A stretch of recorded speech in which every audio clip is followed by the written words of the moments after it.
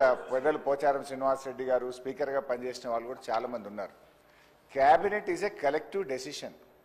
నేను చాలా సంవత్సరాల నుంచి సభలో ఉన్న తప్ప మంత్రి లేచి ఇంకొక మంత్రిని ప్రశ్నలు అడిగేటువంటి సంస్కృతి ఉండదు. బికాజ్ క్యాబినెట్ అనేది ఒక కలెక్టివ్ డెసిషన్.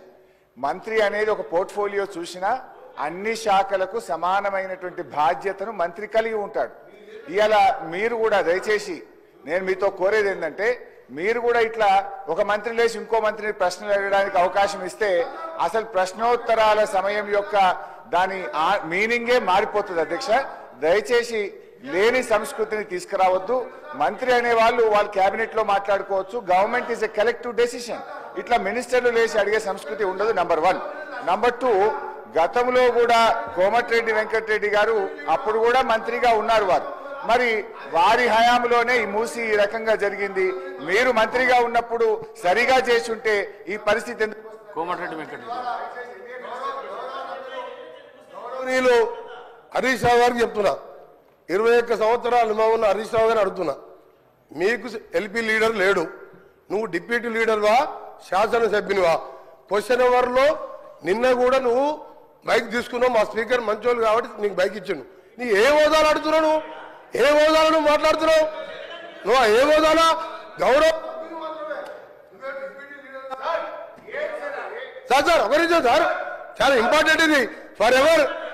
తెలంగాణ ప్రజలకు తెలవాలి సార్. తెలంగాణ ప్రజలకు తెలవాలి.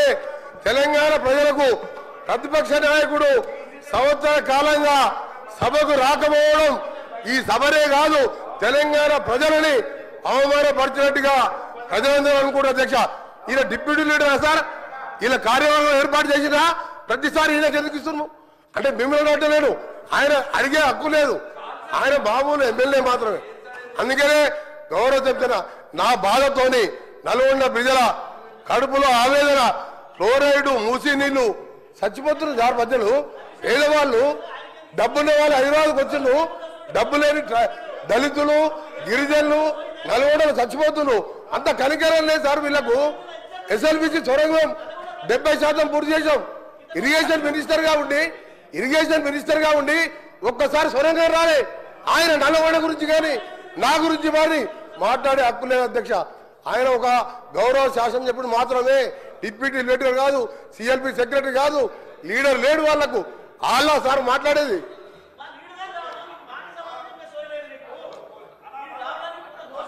సార్, ఇప్పుడు ఈ రాష్ట్రాన్ని అతి ఎక్కువ కాలం పాలించింది కాంగ్రెస్ పార్టీ.